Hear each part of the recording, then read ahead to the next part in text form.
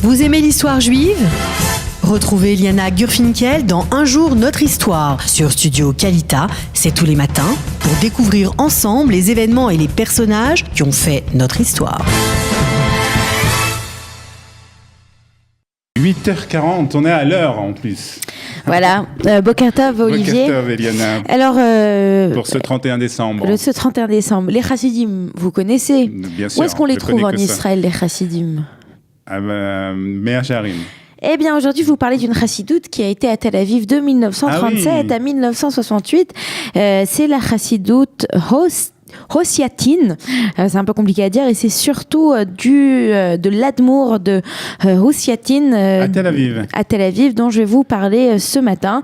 À Tel Aviv, alors, regardez comme il est beau, et je le dis exprès qu'il est très beau parce que d'abord il a des lunettes à la mode, on a à peu près les mêmes lunettes si vous regardez, mais c'est surtout puisque j'en fais tomber mon casque. Exactement, c'est surtout parce que eh bien dans cette chassidoute, le rabbi Israël Friedman de Hosiatin avait l'habitude de dire qu'il est très important eh bien d'être très bien habillé. Voilà. C'est un rabbin français en fait. C'est un petit rabbin français beau gosse. Non, c'est une blague, Olivier.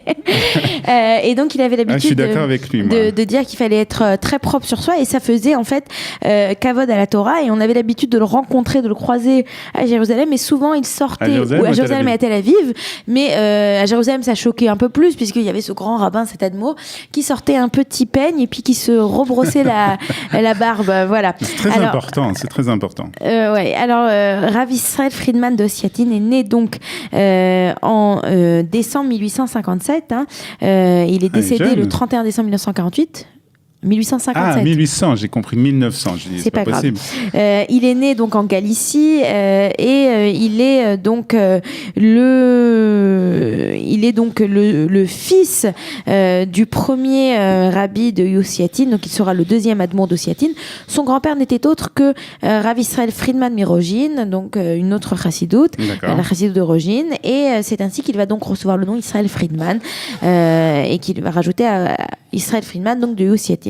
Et il sera donc très jeune, en 1894, il est né en 1857, il va devenir le second admour puisque son père décède, et pendant la Première Guerre mondiale, il va faire partie de plusieurs admourim ainsi que leurs chassidim qui vont aller s'installer à Vienne pendant la période de la Première Guerre mondiale, et c'est là donc qu'il va s'installer juste après, et c'est là qu'il va rester après la Première Guerre mondiale.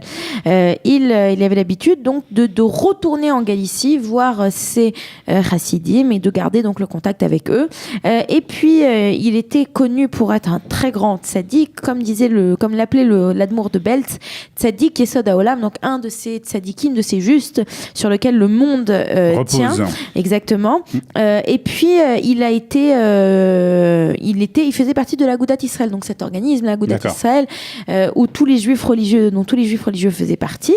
Et puis en 1921, on a une des réunions de l'Agudat Israël. Il y a des décisions antisionistes qui sont prises par l'Agudat Israël à cette époque, et à cause de cela, ou grâce à cela, je ne sais pas, eh bien, il va joindre le Mizrahi, il va quitter l'Agudat Israël, bien qu'au final, il va y rester toujours afin de pouvoir y apporter une voix sioniste, puisque lui, eh bien, croyait en l'importance... un chassid au Mizrahi. Voilà, il trouvait l'importance de la mitzvah, du commandement de Yishuv Haaretz, de s'installer en Israël. Donc pour lui, c'était très important. En 1937, alors que l'antisémitisme monte en Autriche, là où il habite, et puis dans l'Europe tout entière, puisqu'on a Hitler qui est monté au pouvoir en 1933, 4 ans plus tôt, eh bien, il commence à dire à ses chassidim, quittez l'Europe, allez vite vous installer en Eretz Israël. Il avait l'habitude de dire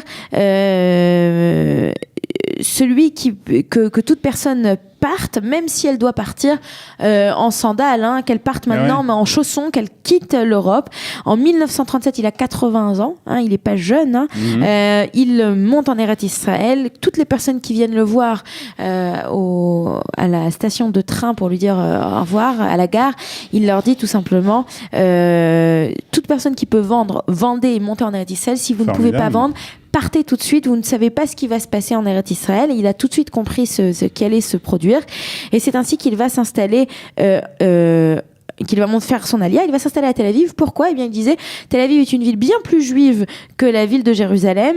Au moins, ici, dans les rues, on n'entend pas les cloches qui sonnent. Et c'est vrai, hein, à l'époque, Jérusalem, c'était autour de la vieille ville et on a beaucoup d'endroits chrétiens. C'est la première ville juive en plus. Hein. C'est la première ville juive. C'est toujours la ville avec le pourcentage le plus juif de tout Israël. La ville la plus importante, bien entendu. Il va s'installer à Rehov Bialik. Et c'est là donc que va être créée la communauté ossiatine de sa... Bialik, c'est au centre, non ? Oui, assez au centre. De toute façon, ça ne pouvait être qu'au centre, puisque à cette époque, Tel Aviv, c'était pas cette taille. Et il avait l'habitude de séjourner pendant quelques mois à Jérusalem autour du 3 Cheshvan, qui était le jour où son grand-père, le Rabbi Israël Mirojin, était décédé. C'était le Yortzeit de son grand-père. Et on raconte qu'en 1942, quand les Allemands commencent à se rapprocher d'Eretz Israël, hein, on sait que Rommel, avec les renards du désert, se rapproche d'Eretz Israël. Eh bien, il y avait une grande peur dans pour toutes les populations juives, dans tout l'Yeshuv exactement. Et le Rav Yaakov Landa, qui était à l'époque le grand rabbin de Bnei Brak, a demandé au Rav Friedman de venir avec lui pour prier contre ce malheur qui risque de s'abattre sur le Yeshuv. Il l'a emmené, ils sont allés ensemble sur la tombe du Rav Chaim Even Attar, le Or Chaim à Jérusalem. Et puis après avoir prié, il a dit à tous ces talmidim, ne vous inquiétez pas, le mal n'entrera pas dans ce pays. Et il a réussi donc à calmer tous ces chassidim. Il décède le 31 décembre 1948, donc il a eu la possibilité de voir la création de l'État d'Israël à l'âge de 91 ans. Et il n'a pas eu de continuation ? Si, il a eu une continuation jusqu'en 1967, ou si je ne me trompe pas, c'est son 1968, c'est son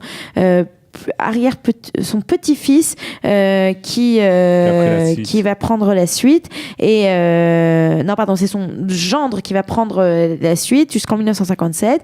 Quand il décède, c'est son fils Rabbi Yitzhak et Rabbi Yitzhak, lui, n'avait qu'un seul fils, Mordechai Shraga, qui est mort très jeune. Ouais. Donc, il y avait une chassidoute aussi comme ça, je ne sais pas comment elle s'appelait, à Tel Aviv, je me rappelle. Quand je travaillais à Tel Aviv il y a très longtemps, c'était du côté de juste derrière Dizengoff Center. C'est possible que ça soit la même. Voilà. En tout cas, c'était très intéressant. Voilà, super. Mais comme d'habitude. Voilà. Merci. Merci beaucoup. Bonne journée. Vous aimez l'histoire juive ?